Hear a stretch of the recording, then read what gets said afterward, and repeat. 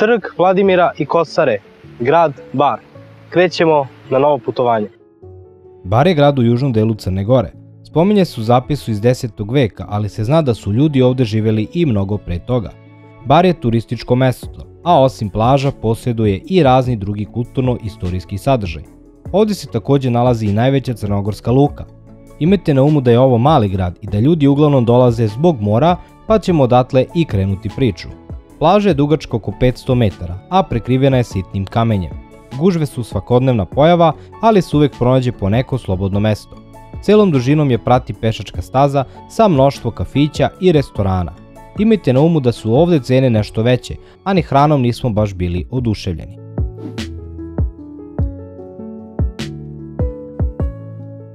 I evo nas trenutno pored pristaništa, gomila raznoraznih plovila, a pokušat ćemo da stignemo do svetionika, ako budemo mogli.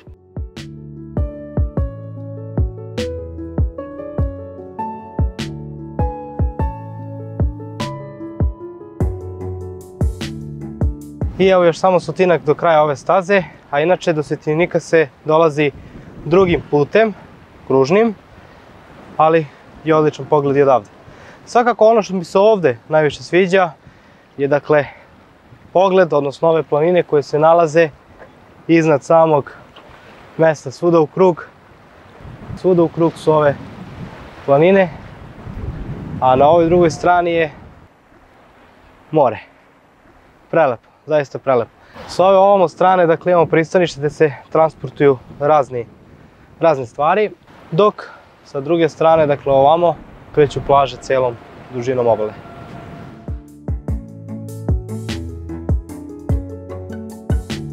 Sa druge strane barske plaže se odmah nadovezuje i plaža Šušanj. Ona je veoma popularna, a gužve su nezamislive. Razlog za ovo je ova mala šuma gde se kupači skrivaju od sunca, pa je poželjno da dođete pre podne kako biste zauzeli mesto. Plaža je takođe prekrivena sitnim kamenjem, a voda često mutna zbog količine kupača. Ima izuzetno puno smeća, a pogotovo opušaka cigareta.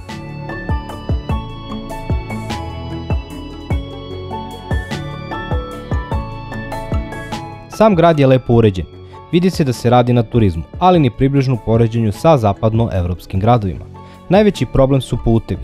Celom dužinom obale od Sutomora do Ade Bojane vodi samo jedan put, pa su gužve toliko velike da se putuje par kilometara na sat, a o stanju ostalih puteva i da ne govorim. U blizini barske plaže se nalazi i dvorac kralja Nikole. Izgrađen je 1885. godine, a danas je tu muzej u kome se mogu videti razni odevni komadi, nakit, sablje, a najviše nameštaj. Ulaz je 2 evra.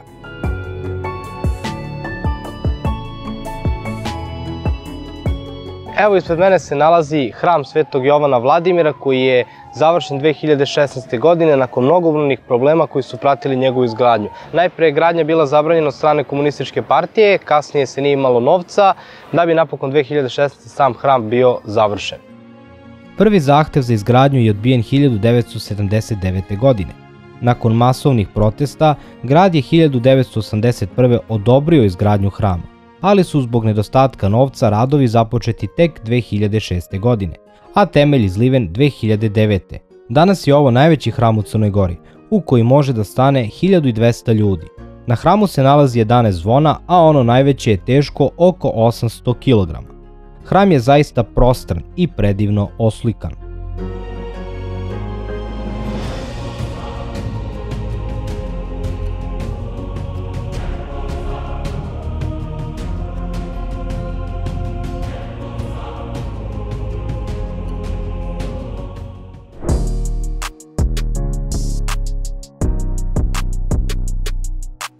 Stižemo do starog maslinovog drveta za koje se procenjuje da je staro negdje između 2000 i 2400 godina. Bar je veoma poznat po proizvodnji maslinovog ulja, a ovde postoji preko 100.000 stabala. Obišli smo i ovo drvo. Inače, ulaz se plaća, 1 evro za odraste i 50 centi za decu. Da, dobro ste čuli. 1 euro se plaća ulaz kako biste bliže vidjeli drvo koje se vidi sa ulice. Ovo kao da je neka šala, zato sam ja platio da ne biste morali vi.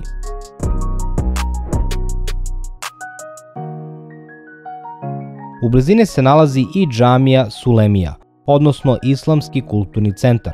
Ovo je najveća džamija u Crnoj Gori, kapaciteta oko 1500 ljudi, a građena je između 2002. i 2014. godine.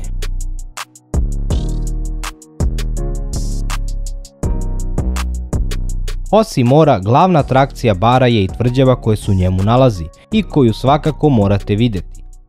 Smeštena je u starom delu grada, a do nje se stiže ovom ulicom u kojoj se nalazi mnoštvo prodavnica, kafeja i restorana. I evo nas u tvrđavi koja se zove Stari bar. Sama tvrđava je smeštena na 4 km od mora i predstavlja veoma značajno arheološko nalazište. Najstariji ostaci su delovi mozaičkog poda iz nekadašnje crkve iz 6. veka i stara kapija iz 8. veka.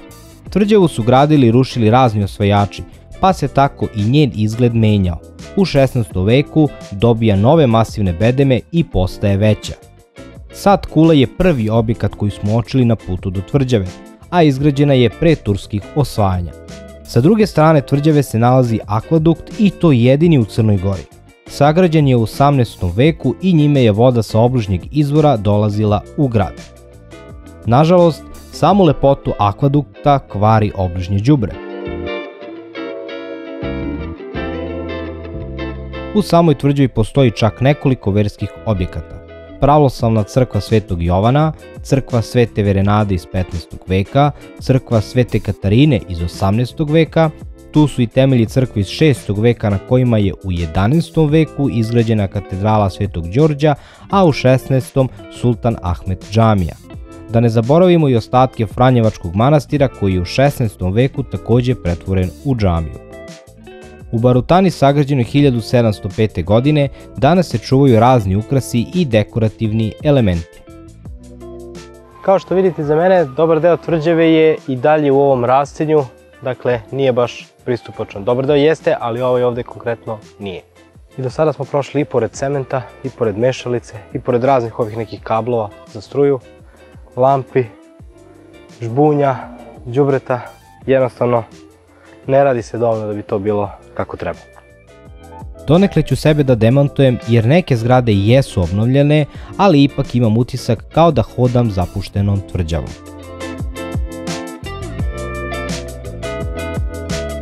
Ako ništa drugo, bar je pogled lep.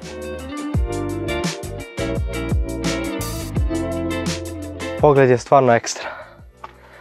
Pogotovo s jedne strane je dolina, vidi se more, a s ove druge ovamo planine i stene. Zaista pravi pogled. Šteta što se ne potvrdi da malo više ovo urede. Mislim da to može mnogo bolje se sredi. Ulaznica je 3 evra za odrasle i 1 euro za decu i mislim da deca koje su mlađe od 2 godine ne plaćaju ništa.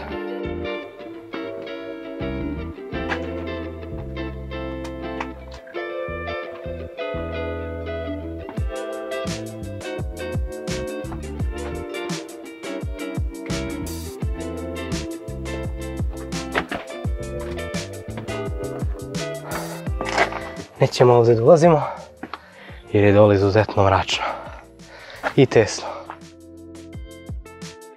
U tvrđavi se nalazi još nekoliko objekata, ali i tursko kupatilo iz 18. veka. Za sam kraj smo ostavili citadelu koja je ujedno i najviši deo tvrđave. U njoj se nalazi 4 bunara koji su korišćeni pre izgradnje akvadukta. Do vrha vode uske stepenice, a pogled je neverovatan.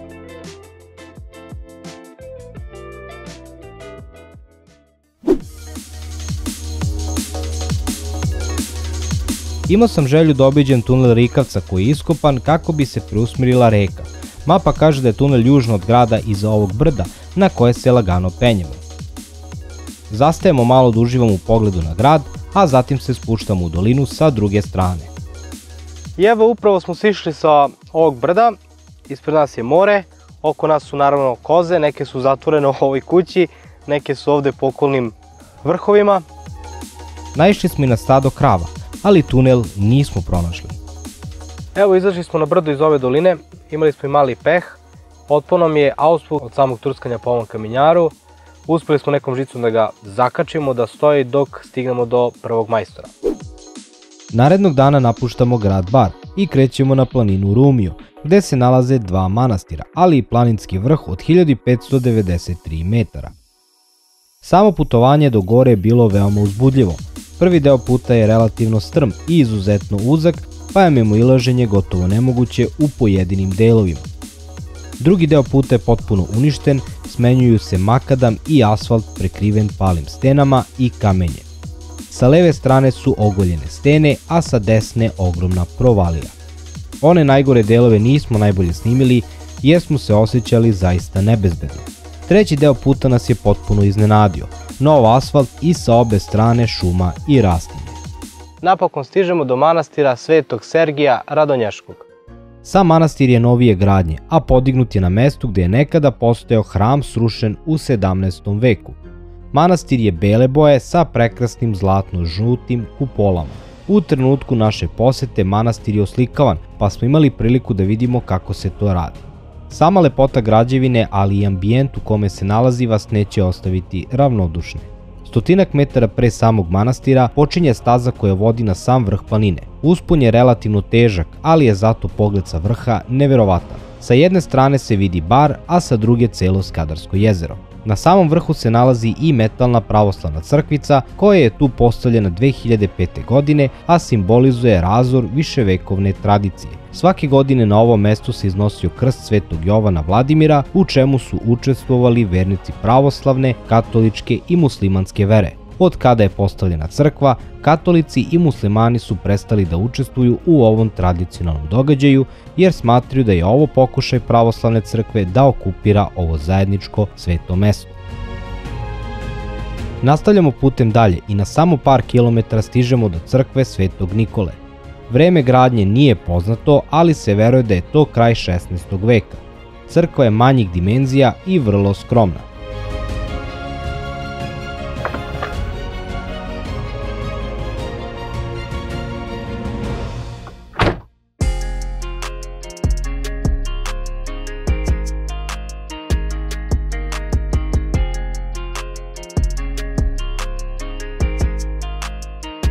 Ovo što se iza mene nalazi je manastir Ribnjak, koji je posvećen Svetom Vasiliju Ostroškom, a sagrađen je na temeljima nekadašnjeg manastira posvećenog Svetom Jovanu Krstitelju.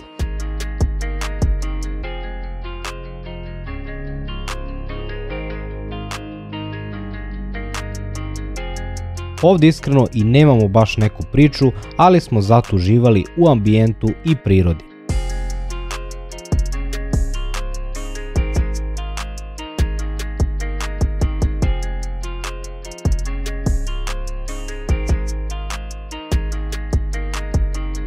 Stižemo i do spomenika u Tuđemilu, koji je podignut u čast Barske bitke, koja se odigrala 7. oktobra 1042. godine. Barska bitka predstavlja vrlo važan događaj u barskoj, ali i crnogorskoj istoriji. Bitka je vođena između Dukljanske vojske Stefana Vojislava i Vizantijske vojske. Dukljanska vojska je odnela pobedu nad daleko snažnijim neprijateljem, a Duklja je postala prva balkanska država koja je uspjela da se izbori za svoju nezavisnost. Za one koji ne znaju, Duklja je srednjevekovna država koja je postojala na ovim prostorima.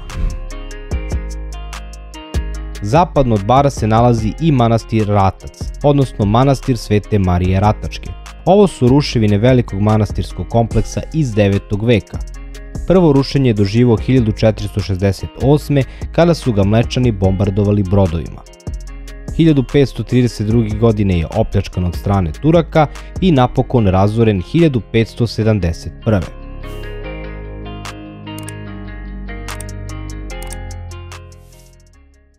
Danas krećemo u nove pustolovine. U pitanju su dobre vode i idemo da vidimo kakve su ovde plaže. Ovde se nalazi dve plaže, Mali i Veliki pesak. Plaže su peskovite sa sitnim kamenjem, a celom dužinom se protežu staza i kafići.